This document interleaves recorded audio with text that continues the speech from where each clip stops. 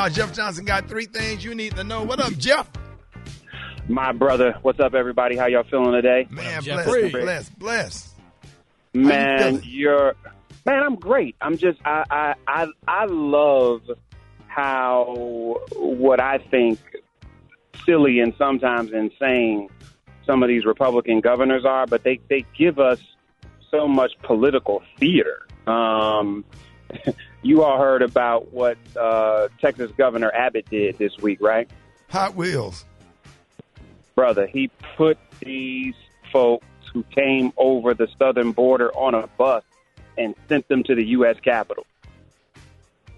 He what? He put people who had just crossed the southern border on a bus and sent them to the U.S. Capitol. A 30-hour bus ride where it is said they had, water and food. And they arrived in D.C. courtesy of Governor Abbott, who said that if Biden was that concerned with making sure that people got service properly, he would send them directly to him. Oh, wow. Wow. Obviously, Abbott is up for re-election. I mean, this is a political stunt, but you've got to admit it's lightweight gangster. And of course, the Biden administration called it out as a stunt. They're being processed through the normal process of being going through the process by which they get their cases reviewed.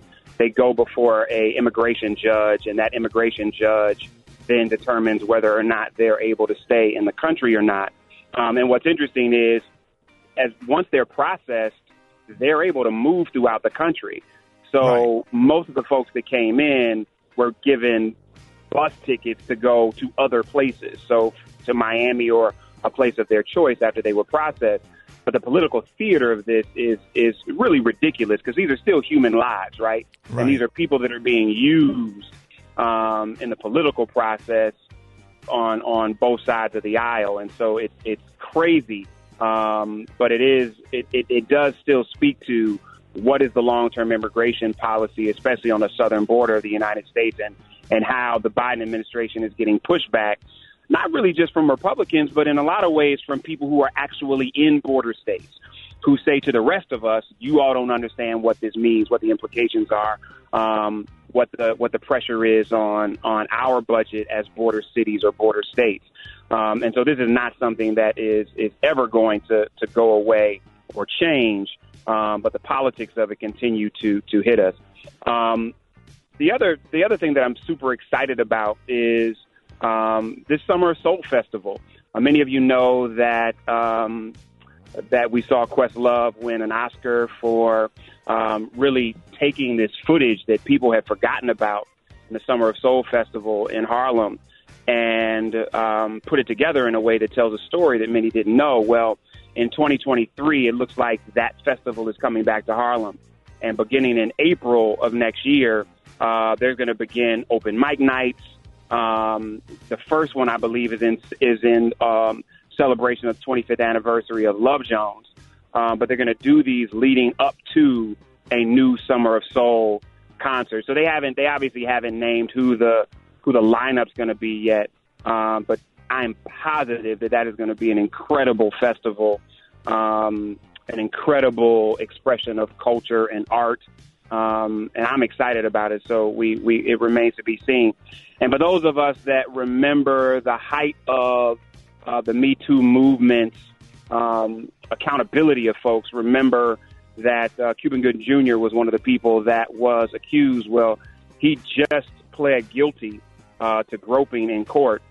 And this is even before he begins to deal with several civil cases. But one of the things I thought was really interesting, Rick, and as men, this is something that we got to talk a little bit more about. The New York Times reported that he made a statement in court that said, "I apologize for ever making anybody feel inappropriately touched." Mm-hmm. And I got to throw a flag on the play. Like you just pled guilty to groping. Right. And then you said, "I apologize for ever making anybody feel inappropriately touched." No, fool, you inappropriately touched. They didn't feel inappropriately touched. You inappropriately touched them. That's why you pled guilty to groping. And so it's like, come on, man. Let's be real clear and make sure that I know that as men, we often want to make sure we defend brothers that feel like they are inappropriately accused. Simultaneously, if that's the case, we got to be aggressive about making sure brothers are accountable for what they have done. That's right. And that's ridiculous to talk about how you apologize for how you make somebody feel when you simultaneously are pleading guilty for doing it. And so that's just nonsense. And we gotta be real serious that, because I know a lot of us are calling BS on women that we think are falsely accusing brothers. We got to have that same energy when brothers are sidestepping the issue of what they've done. Right. We can't have it both ways. That's right. And I want to make sure that as men, we're calling BS on both sides with the same level of energy. Because Cuba's not the only one that I've heard lean on, I'm sorry for me making you feel like you were inappropriately touched. When Negro, you inappropriately touched. So let's be honest and have the same level of energy in defending the innocent and holding the guilty and or those who engage in inappropriate engagement accountable. Those are three things I got for you. Love to know how you feel about it. Hit me at Jeff's Nation on IG. Y'all have a fantastic. It's Thursday, right? Yes, sir. Yeah, Thursday. Hey, man, thank you, Jeff, man. Have a fantastic. I'll talk to y'all next week. Have a fantastic weekend, man. We love you, Jeff.